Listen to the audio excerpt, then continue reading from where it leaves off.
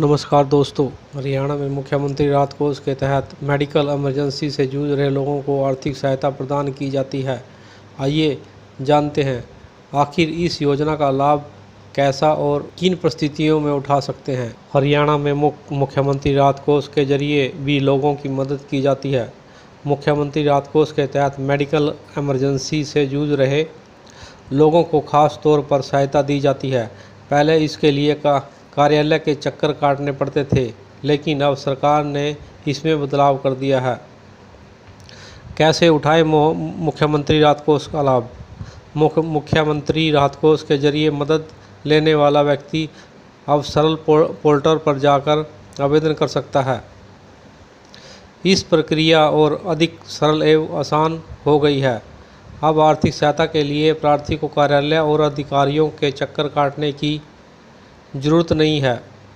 मुख्यमंत्री राहत कोष से मिलने वाली आर्थिक सहायता की राशि सीधे आवेदक या लाभार्थी के बैंक खाते में ट्रांसफ़र की जाएगी। कैसे उठाएं मुख्यमंत्री राहत कोष का लाभ। मदद लेने वाला व्यक्ति सरल पोर्टल पर कर सकता है आवेदन। परिवार पहचान पत्र के साथ सरल पोर्टल पर करें आवेदन। आवेदकों को चिकित्सा बिल, ओपीडी बिल आदि दस्तावेज करें अपलोड। कोई बीमारी आयुष्मान भारत जन आरोग्य में कवर नहीं होने पर ले सकते हैं लाभ। आर्थिक सहायता की राशि सीधे लाभार्थी के खाते में ट्रांसफ़र होगी और तहसीलदार आवेदक की चल अचल संपत्ति को भी वेरिफिकेशन करेगा। सरल पोर्टल पर कर सकते हैं आवेदन। आवेदक अपना परिवार पहचान पत्र और बाकी ज़रूरी दस्तावेज के साथ पोर्टल पर आवेदन कर सकता है। इस प्रक्रिया को पूर्ण करने के लिए आवेदकों को अपने चिकित्सा बिल, ओपीडी बिल आदि दस्तावेजों को अपलोड करना होता है। योजना में किए गए बदलाव के तहत यदि कोई बीमारी आयुष्मान भारत जन आरोग्य योजना में कवर नहीं हो रही है तो आयुष्मान योजना का लाभार्थियों की मुख्यमंत्री राहत कोष से मदद की जाएगी। मुख्यमंत्री राहत कोष के लिए कमेटी का गठन।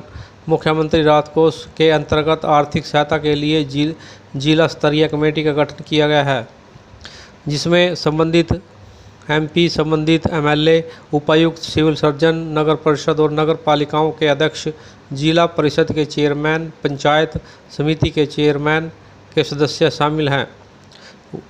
वहीं मेयर को नोडल अधिकारी बनाया गया है। हरियाणा में मुख्यमंत्री राहत कोष का लाभ। मुख्यमंत्री राहत कोष सहायता के लिए जिला स्तरीय कमेटी का गठन किया गया है। जनप्रतिनिधि 5 दिन के भीतर अपनी सिफारिशों उपायुक्त को भेजेंगे। उपायुक्त संबंधित तहसीलदार को भूमि विवरण के लिए भेजते हैं दस्तावेज।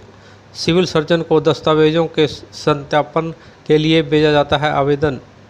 मुख्यमंत्री राहत कोष से अधिक सहायता के रूप में इलाज खर्च का 25% मिलेगा। राहत कोष से अधिक सहायता अधिनियम 1 लाख रुपए की राशि निर्धारित होगी।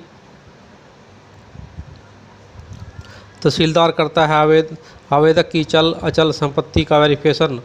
आर्थिक सहायता प्रदान करने के लिए पोर्टल पर जैसे ही आवेदन डाला जाता है, वैसे ही उसे संबंधित क्षेत्र के सांसद, विधायक, अध्यक्ष, जिला परिषद अध्यक्ष, ब्लॉक समिति, मेयर, एमपी के अध्यक्ष के पास भेजा जाता है।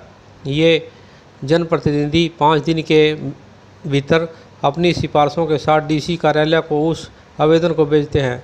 उसके उपरांत आवेदन को डीसी कार्यालय द्वारा संबंधित तहसीलदार को भेजा जाता है।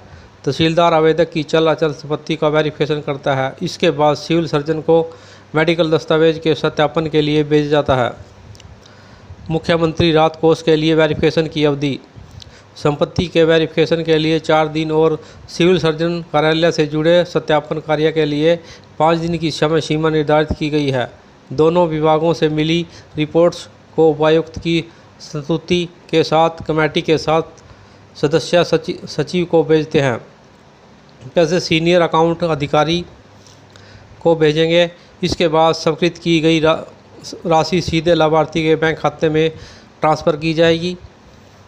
आर्थिक सहायता की राशि लाभार्थी के बैंक खाते में होती है ट्रांसफ़र। पुरानी प्रक्रिया में समस्याओं को देखते हुए इस प्रक्रिया को आम जनता के लिए सरल बनाने के साथ ही समयबद्ध भी किया गया है। मुख्यमंत्री राहत कोष से मिलने वाली आर्थिक सहायता की राशि सीधे आवेदक लाभार्थी के बैंक खातों में ही ट्रांसफ़र की जाएगी।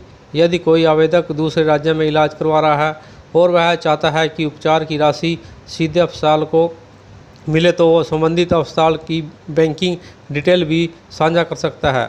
मुख्यमंत्री राहत कोष से आर्थिक सहायता के रूप में इलाज खर्च का 25% और अधिकतम 1 लाख रुपए की राशि निर्धारित की गई है। आवेदक वित्त वर्ष में केवल एक बार ही इस सुविधा का लाभ ले सकता है।